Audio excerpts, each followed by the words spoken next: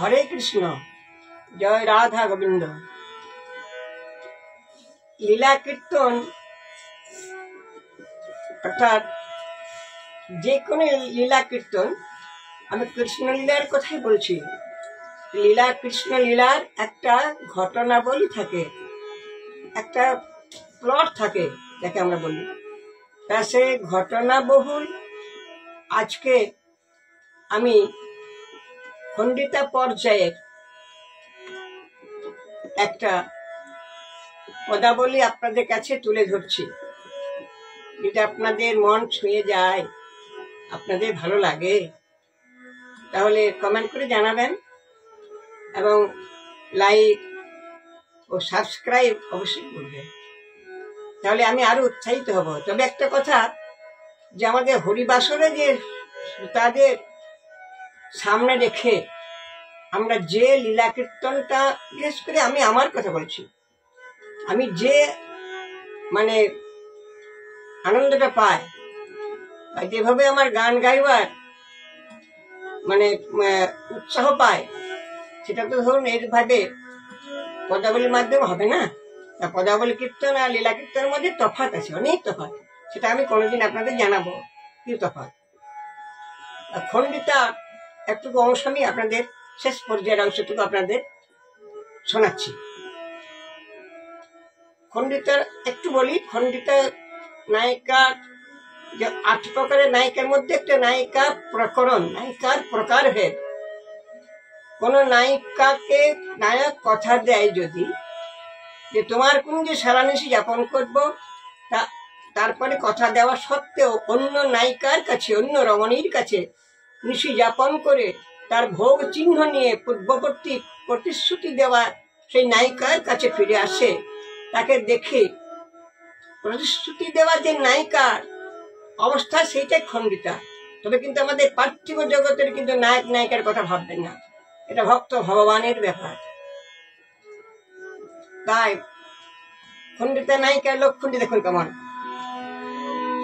সকল রজনী ধ্বনি কাঁদিয়া পোহায়, প্রভাতে আইসে বন্ধু তাহার সভায়। অন্য নারীর ভোগ চিহ্ন চার কলে বরে, খণ্ডিতা কোপ মারে সেই নায়কেরে।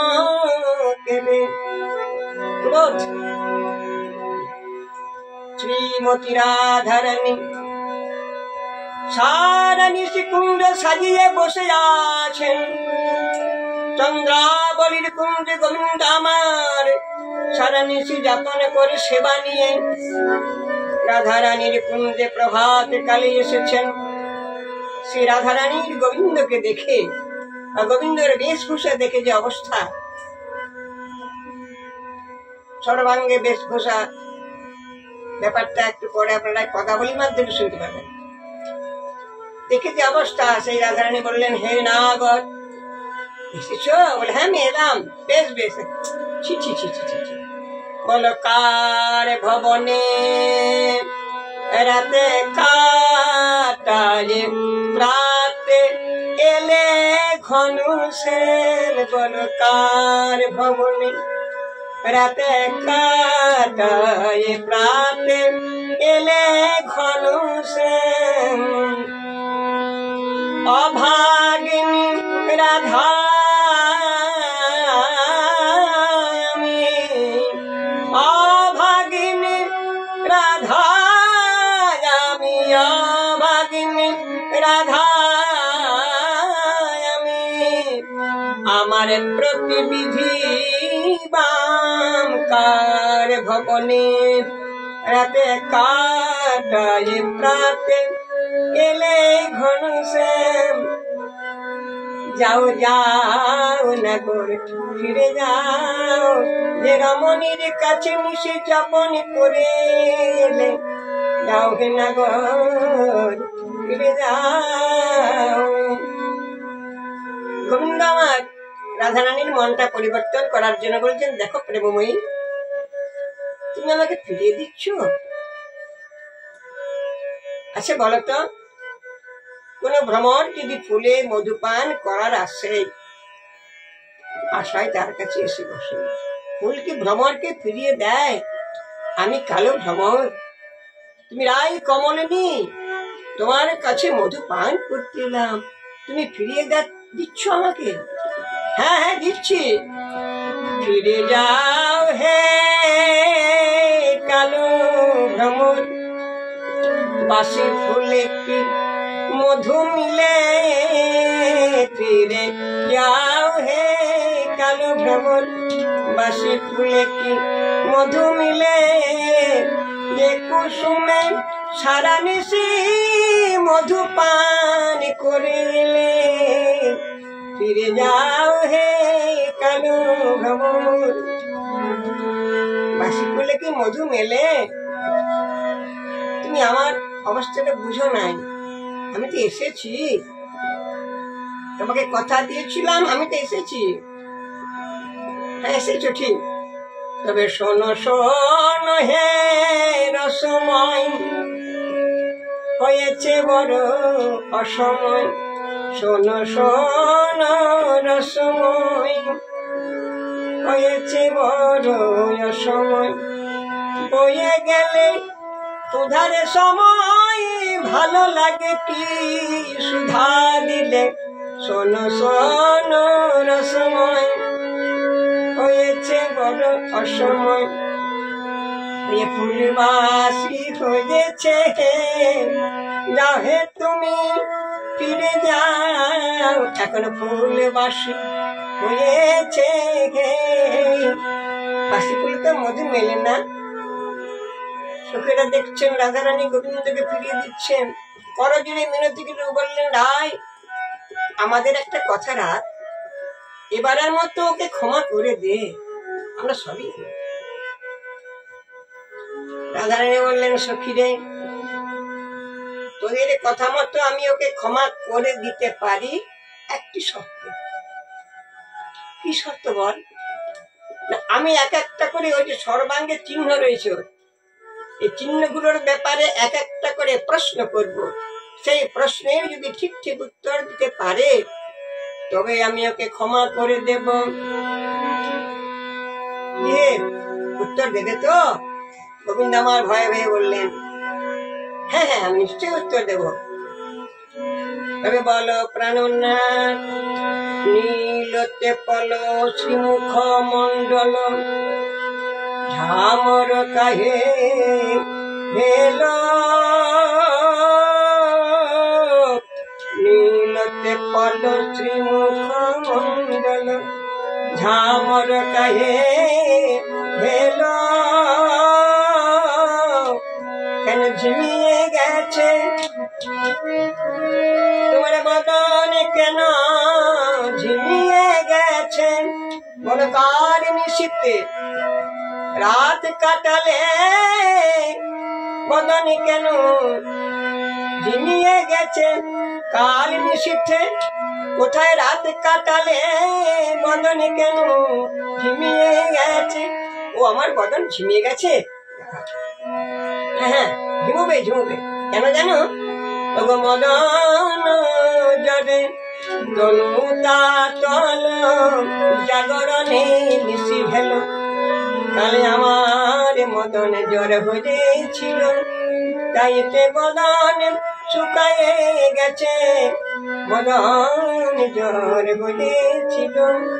বেশ, কাল তোমার মদন জ্বর হয়েছিল, তাই আমি জানলাম তোমার বদন শুকাইছে, এটা মেনে নিলাম। তবে শোনো প্রাণনাথ,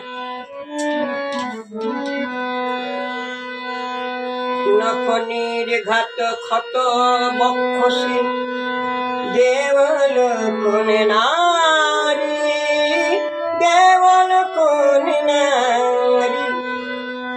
নখের আঁচল কে দিয়েছে অঙ্গে, নখের আঁচল কে দিয়েছে? সর্বাঙ্গে কেন রক্ত ঝরে? নখের আঁচল কে দিয়েছে? রক্ত, হ্যাঁ, সত্যই গোবিন্দের অঙ্গে রক্ত। রক্ত কেন হে ভক্তগণ? সত্যি কি গোবিন্দের অঙ্গে রক্ত ছিল? হ্যাঁ ছিল। তবে সে রক্ত কিসের রক্ত? চন্দ্রাবলী গোবিন্দ সেবায় মা তোয়ারা হয়ে, দিক বিদিক জ্ঞান শূন্য হয়ে চন্দনে পিড়িতে চন্দন কাঠ ঘষছিলেন। ঘষতে ঘষতে ঘষতে ঘষতে গোবিন্দ চরণ পানে বদন পানে তাকিয়ে, তার খেয়াল নাই যে কখনো চন্দন কাঠ ক্ষয়ে গেছে। সেই চন্দন কাঠের সঙ্গে সঙ্গে চন্দ্রাবলী কৃষ্ণ সেবা করব বলে চন্দনে পিড়িতে তার অঙ্গুলি ঘষছিলেন। ঘষতে ঘষতে ঘষতে ঘষতে তার অঙ্গুলির অগ্রভাগ থেকে রক্ত বেরিয়েছিল। সেই রক্ত মিশ্রিত চন্দন গোবিন্দ অঙ্গে ছিটিয়েছিলেন। তাই গোবিন্দের সর্বাঙ্গে রক্তের দাগ। এমনই অনুরাগ নইলে কি আর কৃষ্ণ মেলে, এমনই অনুরাগ নইলে কি আর কৃষ্ণ মেলে। যার হয়েছে সেই তো জানে, এমনই অনুরাগ নইলে কি আর কৃষ্ণ মেলে। ধন্য ধন্য অনুরাগ, এমন রাগ নইলে কি আর কৃষ্ণ মেলে। রক্তের দাগ গোবিন্দ করবো, হ্যাঁ হ্যাঁ রক্তের দাগ হবে জানো গালামি না। আমি তোমার কুণ্ড খুঁজে পাইনি, তাই সারা নিশি এ বনে সে বনে করে তোমার কুণ্ড খুঁজে বেরিয়েছি। তাই আমি বুঝতে পারি নাই কণ্ঠকে তন ক্ষত বিক্ষত তুহে দূরিতে গৌরী অঙ্গে কাটার আঁচড় লেগেছে। তোমার কুণ্ড খুঁজে খুঁজে অঙ্গে কাটার আঁচড় লেগেছে। ও বেশ, মেনে নিলাম চকিরে, মেনে নিলাম তোদের কথা। আমি প্রশ্ন করলাম সারা নিশি আমার কুঞ্জ খুঁজেছে এবং সেবন করে অঙ্গে কাঁটার আঁচড় লেগেছে, মেনে নিলাম। কিন্তু বলো দেখি এই নীলায় সিন্দুর কাহে অলকা পরি চন্দন কাহা গেল, সিন্দুর কাহে অলকা পরি হে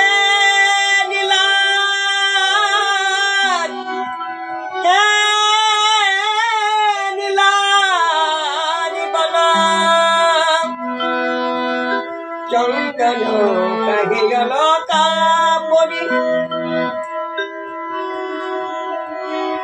হে শ্যাম অলকা পরি চন্দনে কোথায় গেল?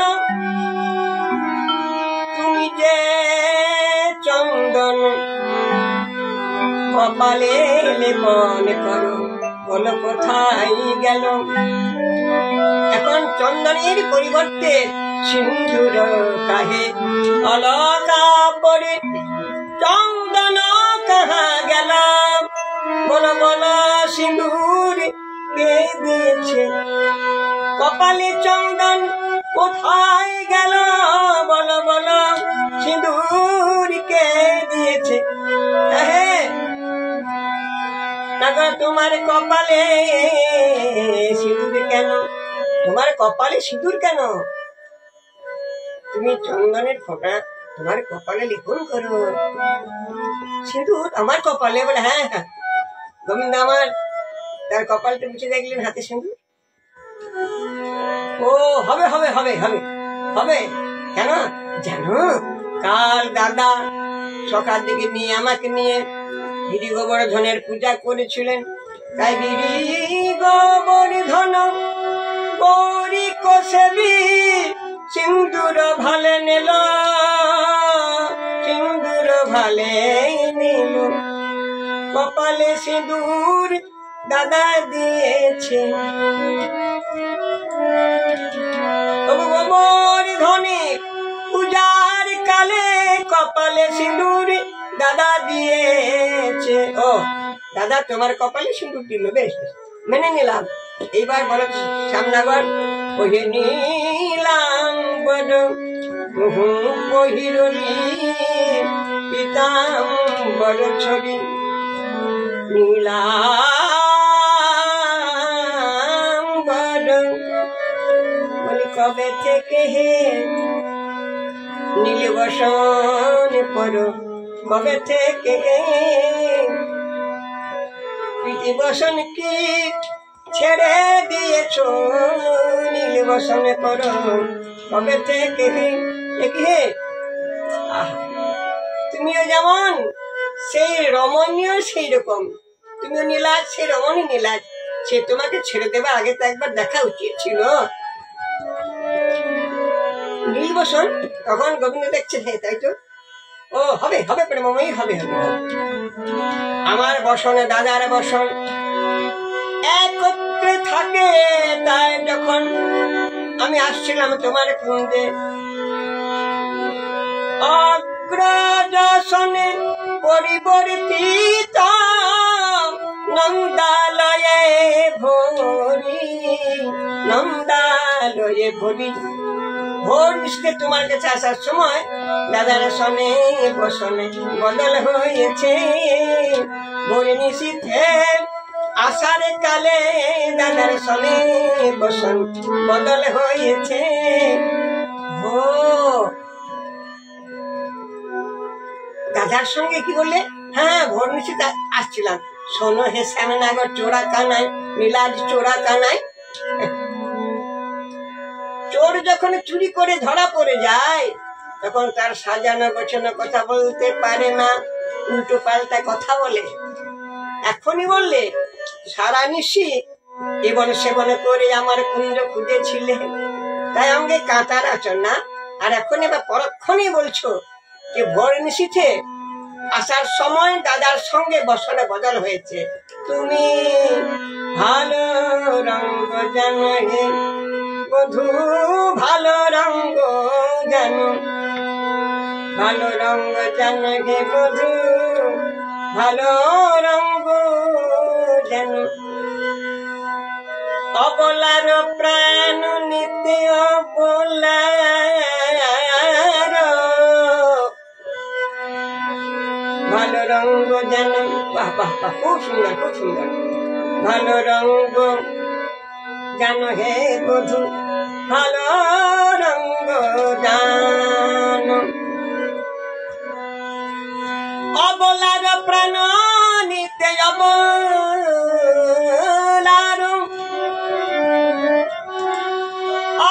অবলার,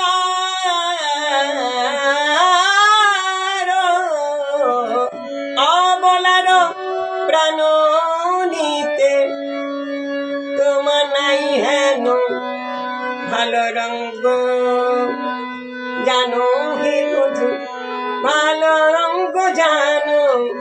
কিন্তু আমার দিকে তাকাও না।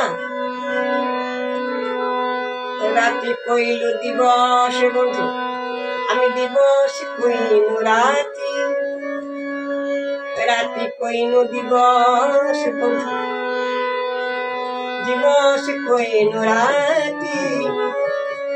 বুঝিতে নারিনু বন্ধু তোমার প্রীতি, ভালো রঙ্গ জানো হে বধূ, ভালো রঙ্গ জানো, ভালো রঙ্গ। ঠিক আছে ঠিক আছে, তাও না হয় মেনে নিলাম। এইবার কিন্তু একটু বুঝে বলো, এইবার ভাবনা চিন্তা করে বলো, কিন্তু দেখো এবার ভালো। অঞ্জন কাহে গণ্ডস্থলে দিদি খণ্ডন ধরে, অঞ্জন কাহে গণ্ডস্থলে দিদি